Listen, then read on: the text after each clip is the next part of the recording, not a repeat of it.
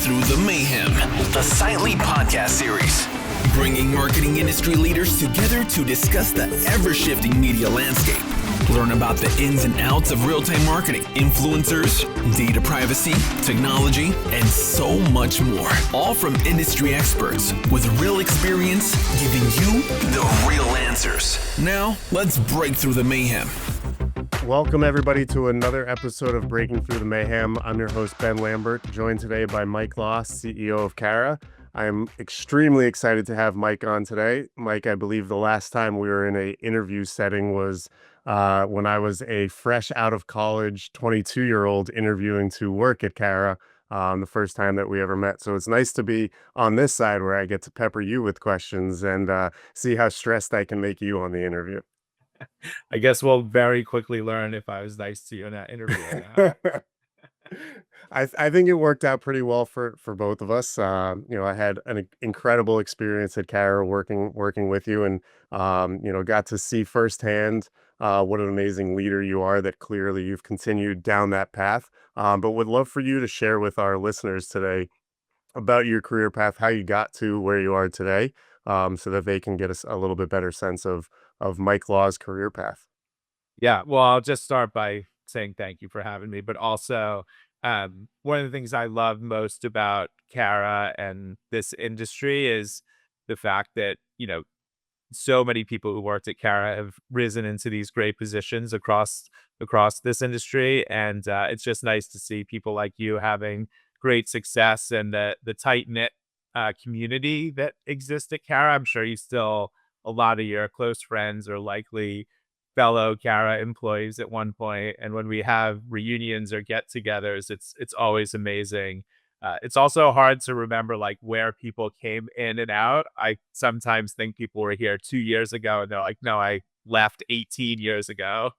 So it says how old I am, but maybe also how old they are. But yeah, I mean, my career, I've been here most of my time.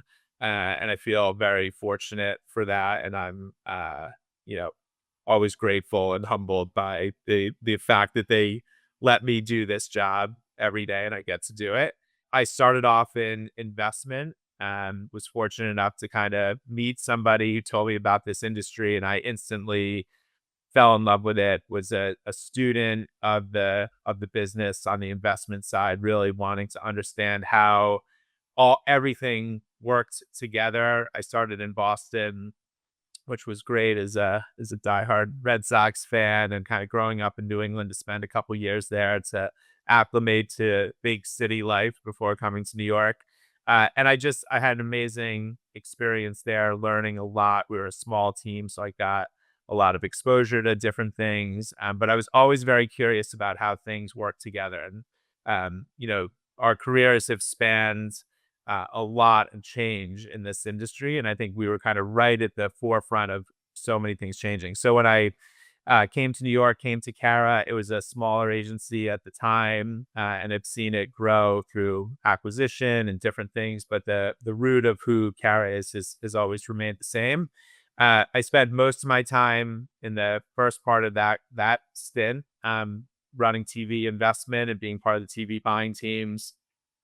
I did take a little career moment and went to the client side, which I considered to be kind of my professional MBA. It was amazing to go and learn how clients think about things, to work for kind of a big Fortune 500 company, to see how business operates and the role of marketing and media.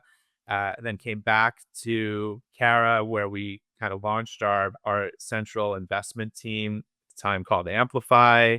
And bringing together digital and out of home and kind of building a total investment structure, which I think was really important because, consumers are moving across channels pretty seamlessly. And I think we needed our investment approach to match that.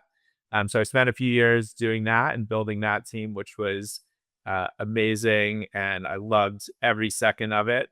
And about 3.5 years ago now, there was a little window of opportunity to take this job at Carat and to come run an agency brand.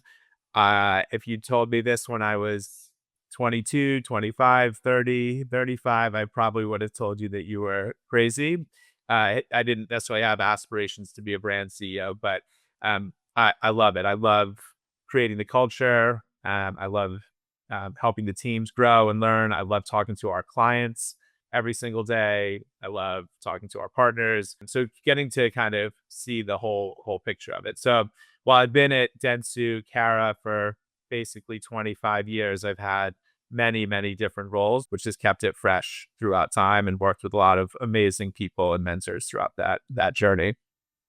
Yeah, that's awesome. And I, again, going back to our first interview together when I was 22 and talking about, where you saw yourself then versus now and, the culture. And I do agree with you. The culture of Cara has always been, one of its strengths and, all of the different relationships over the years. But, now sitting in your seat and being in your role that were years ago when, wasn't you being the one dictating the culture, how is that something that you've been able to bring forward of what Cara maybe used to be versus now, especially as the industry and everything around the industry has changed, but still kind of keeping those core values?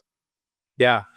I think that one thing that's important in that is for all that has changed, our focus has not changed radically. The tactics have changed, the data and the technology have changed, but our tagline as it sits today is designing for people. And when I talk about that, I talk about it not just through the lens of how we build media plans and the idea that we need to connect media and our ads and our clients with consumers, but it's also for our own people, right? Like we want to design an amazing experience inside the office place. We want to build a culture of community and people coming together. And I think that's one thing that has never changed. And so I when I came into the role, one of the first things I did was I called almost all of the former Cara CEOs and just had a conversation about them, about what did they think made the brand great? What were the things that they thought we should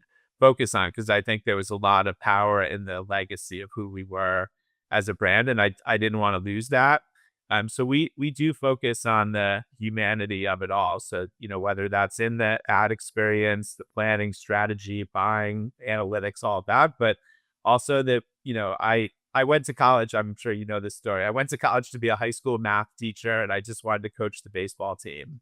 And so I didn't do that, but I still feel like a coach and a teacher, and I believe strongly in the idea that you need to coach the player.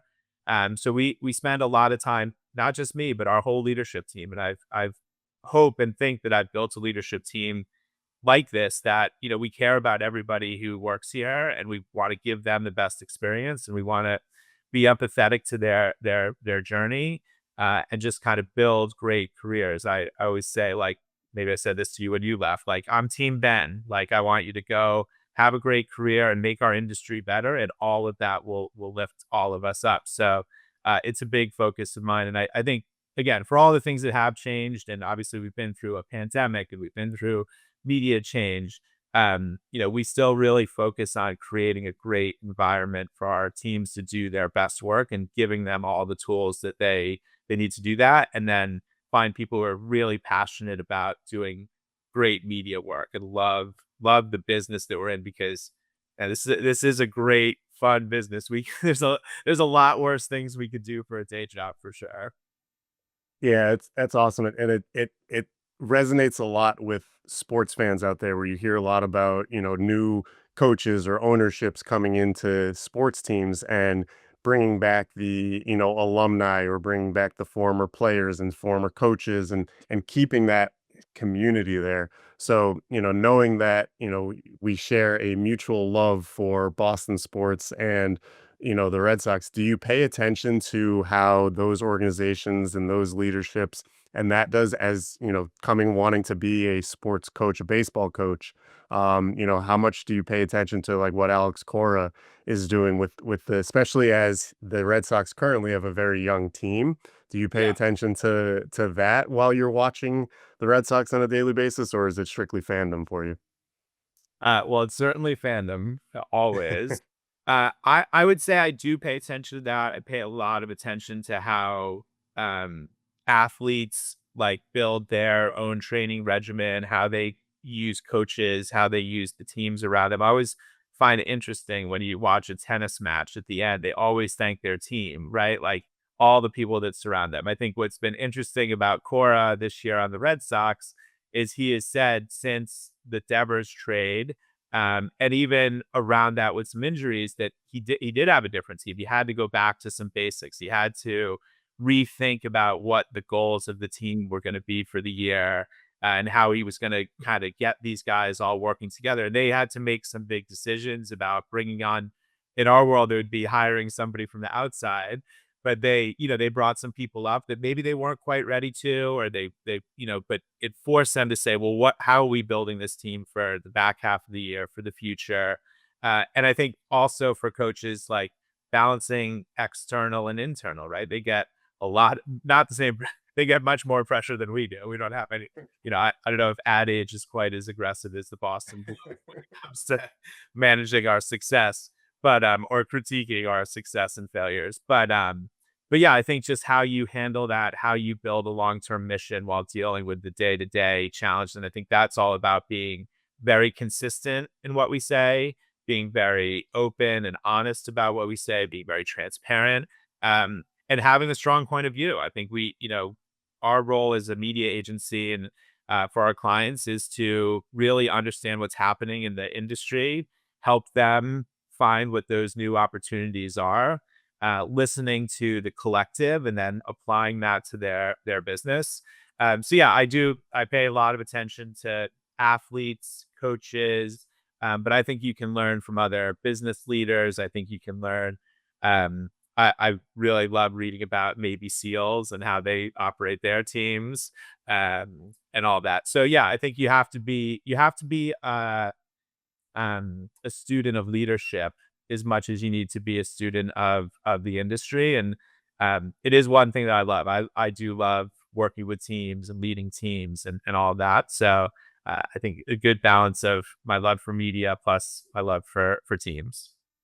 That's awesome. And then how much within that, obviously, are you helping to support? I mean, you talked about it of when people have left Cara and to go on to, you know, different things, not necessarily better, but bigger opportunities for what they're looking for. How are you helping to support people in the education of growing? Because, you know, you talked about it, you had that thirst for knowledge of wanting to learn about every piece of media and the industry, and then obviously other industries and business.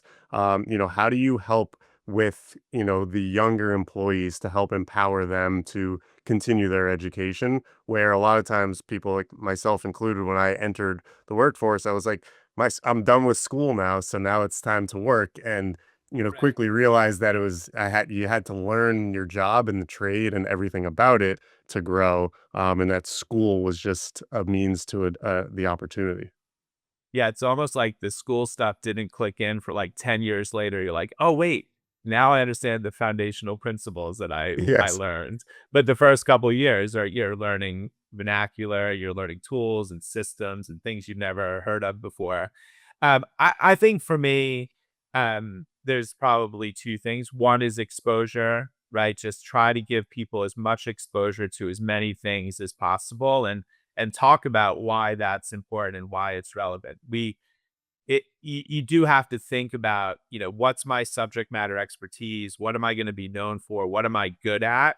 But then how does that help other people and how do I help them? So how do all those things balance out? So I think exposure is one. And then I think it's probably a little bit of an offshoot of that, but experience. And we really encourage our teams and our leaders to move people around, right? Like, don't just be, I worked on one account, on one expertise, because that is, it will get you somewhere.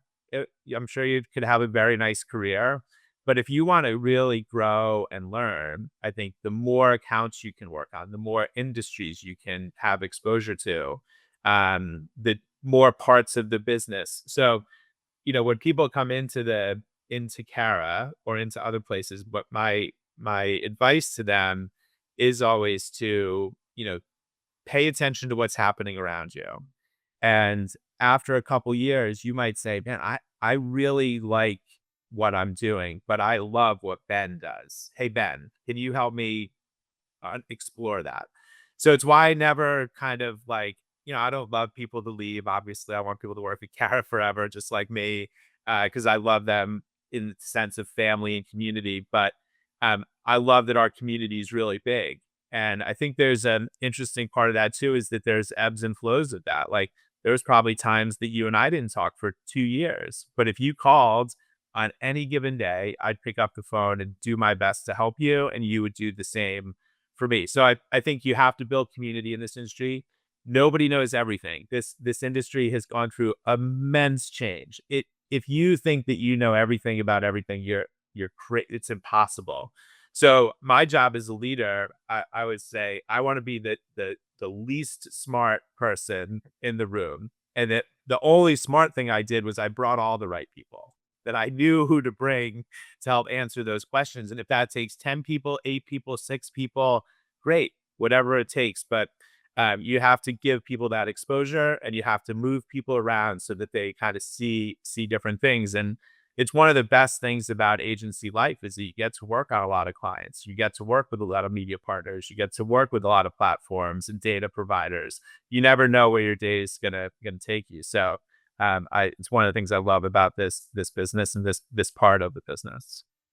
Yeah, I think that's awesome with the ability to learn and different opinions. A lot of times people think different opinions isn't valuable, but it really is extremely valuable to have somebody that has a different opinion or a different thought process on something that even if you do know about it, but just hearing somebody else's perspective is really valuable, especially both of us, but you guys are especially in, the face of your clients and being able to have different thoughts and different people thinking what's best for the client, knowing what they know. And especially now as culture is becoming so much more ingrained. We talked about culture of Cara, but the world culture and how brands are connecting to everyday culture, that having different people on the teams that, yes, it's good to have people that have been on the account for years to know ins and outs, but also having people switching accounts, be like, oh, this is what we did on this account, and we can bring this to this account, and this is how they looked at culture versus this. So curious kind of how as culture is becoming more and more prevalent with the brand conversations, and I've seen you speak at, a lot of about this recently, how you guys are really starting to bring that culture element and the different people that you have on the teams and their thoughts of culture into Yeah. connecting with the brands. Yeah, well, I love this segue, obviously, and appreciate that you've been paying attention to what Kara has been doing. I just wanted to just go back to one thing you said, which, that idea of you know bringing people to the table and respecting others' opinions. I think it was one of the biggest things I learned when I went to the client side was all of a sudden everybody at the table was treated equally, and everybody was an expert, and you had to rely on that. And I think I tried to bring that back to the agency of, there can be a mentality in some places that I have to be the smartest person here. I have to talk the loudest. I have to talk the most in order to succeed. And I don't believe that that's true. I think that those people often won't succeed because they're too narrow minded. So I think that was a big learning for me at the middle point of my career. And I think as you grow up in the industry, as your job continues to grow, it is a hard muscle to let go of, to say, I'm going to trust somebody else to do this. But if Yes. you've taught them right, if you trained them right, if you've told them to be open and honest and all of that, they'll become great leaders too. And then you're building this army of people who can go do this with you and together with you. So I just wanted to reflect on that for 1 second. But when it comes to culture, obviously, I will talk very passionately about it as us as a business. But we believe really strongly that culture's ability to move business is tremendously powerful. The brands that are winning today are building culture, are hitting on trends, are being part of what's happening in media. And I think, when you talk about the pressure of, do I spend $1 on brand or do I spend $1 on driving a sale? I think culture kind of sits right in the middle. We've been using this analogy for lots of things lately, but it's kind of like the bow tie, right? Like right in the middle, culture is long-term brand building and in real time, like the brands that are showing up in these really popular moments and kind of building something around that are winning because it's a really cluttered environment for a lot of categories. So how do you stick out? Well, you show up in the right place with great messaging and great themes and take advantage of the biggest things that are happening in sports and entertainment. I'll give an example, and it's not one of our brands. So, and I don't know that they may have done something, but there was a moment at Wimbledon last week where the kind of the ongoing video was saying it was the most Wimbledon of all things that could happen. That the umpire had to stop the match because people were popping their champagne corks in the middle of points. And I'm like, how did a champagne brand not like jump in there and take advantage of that? Now, that's not culture. That's like a trend. That's a moment. But over time, all those things combined, like start to build some culture. And maybe the culture of the brand is that we show up in these moments. So we've got the data, right? Like we've built this entire cultural EQ tool that shows that when brands move in culture, their business moves along with it. So we've put the rigor behind the science and the math of it, not just the heart of it.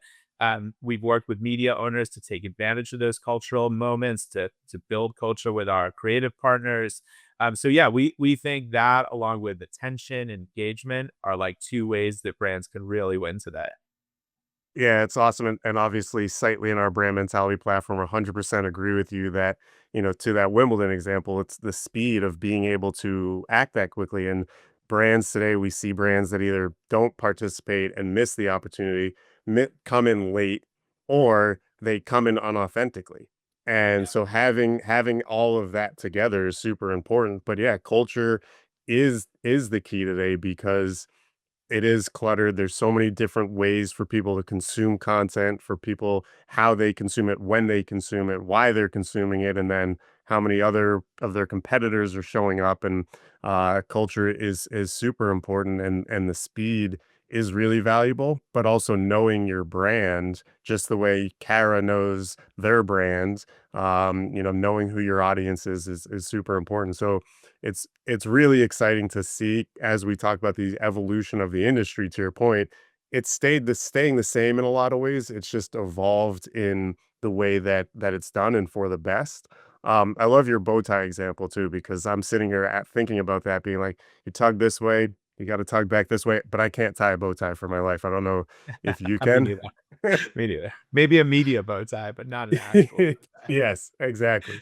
Uh, I do think on that the example I gave, like that's not new, right? Like brands responding in real time, and that's very socially driven. I think what you guys have seen with your platform and others is that you can start to see these trends emerge too. And I think what we're trying to also talk about is it's not just that isn't just the social team. It's not just the strategy team. Culture isn't one part of the experience. It kind of underpins everywhere. So everybody should be thinking about what's the moment that I can drive a culturally relevant or culture building platform. And I think for brands too, it's about consistency of that. You can't just show up once and expect, oh, I broke the internet and boom, I'm gone. Like you want to be the one who's there time and time again and building some culture around even that moment. So yeah, I don't want it to get siloed to social listening. You see something, you respond, because some brands are really good at that. But I do think that you can start to build broader cultural impact and then what we've wanted to say is there's some science behind that that says when you stick out in these moments and when you do it consistently, it will actually allow you to stick out at the time of purchase as well, lower down the funnel in those commerce moments and win at the cash register too. Yeah, I think consistency is huge there. I'm curious to see. Obviously, every brand you guys work with is different, but do you ever see like a lot of pushback on a lot of that, where people are like, nah, like culture, we're not a culture brand, like that's not for us. And when, to your point, every brand can do it, it's just how they do it. Yeah, I don't think there's pushback. I think that what we have to be mindful of and respectful of is every brand culture means something different to every brand. Diana, our chief media officer, who helped build a lot of this culture work, like she'll talk about that a lot. Like it's not omnipresent, it's not equal. Every brand has a different kind of culture, plays a different role. And I think, we're fortunate enough to have clients that span the spectrum, and even single clients in packaged goods that have two very different audiences at different ends. So I think you have to be mindful of like what is that brand's purpose and platform, and how do you play off of that? How do you bring that platform to life in cultural moments versus like trying to push every cultural moment on every single brand. So it's there's some art and science that goes to it. But no, I think most brands will nod their head to, yep, we understand.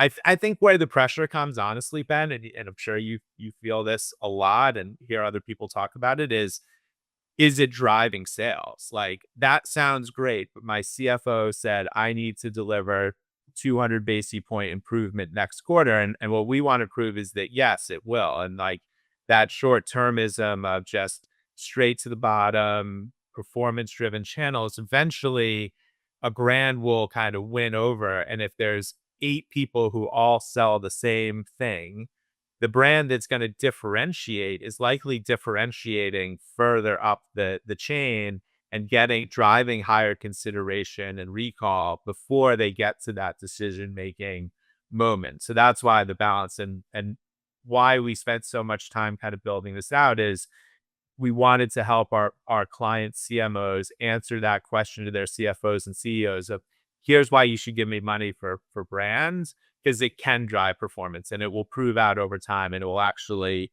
help drive incrementality. Yeah, that's huge. I mean, it's again, back to things change, things stay the same. It was all when it was just linear TV, it was a lot simpler on measurement. And now as it's grown, there's a lot more and it has to be proven out and not just, what are the ratings of the show and how many people watched it. It's what is the actual impact and being able to prove that impact. So that's really cool. And I think to that point that all these channels need to act in unison. Like, we it's easy to say, oh, we went from TV to video, we went from radio to audio, all those things, but there's so many nuances. And I think one of the hardest jobs in the industry right now is to be a comms planner and to be a planning professional, because how do you value an impression on YouTube, an impression on the NBA finals, an influencer impression, a podcast impression on audio, a podcast impression on YouTube? Like, how do you equalize all that? But it is so critical that one person can think through that end-to-end consumer journey and kind of try to validate each piece of that. So I think you're going to see comms planners become really critical to the success of brand building over time, because somebody has to come back, bring media and creative working harder together, put the data and science behind it.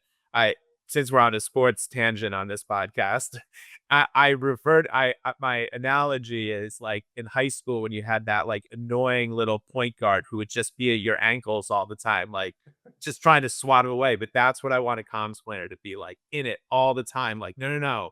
And oftentimes they were the best players on the team. And when they were on your team, you loved them, but on the other Yep. team, you're like, oh, just get away from me. But that's what I want a comms planner to be, like somebody who's in it every single day and can kind of run the game from beginning to end. And I think that's going to become really important over these next couple of years. I love that. And that was going to be my last question was what's your prediction for the future? And you took it. So I'm going to finish with one last question on the sports tangent. What's your prediction for as we get close to the All-Star break here? Red Sox back half, are they a playoff team? Are they buyers? Are they sellers? What's your prediction? Uh, I never wanted to be sellers because I just always want them to be in it.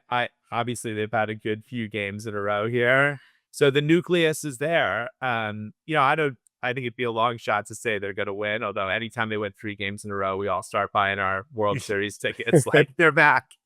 Um, I think you're going to see a little bit of sell to just kind of think what are the white spaces we need to fill in for next year. So a light sell, but then there's a couple of people I really hope they don't get rid of, and because the nucleus is really strong.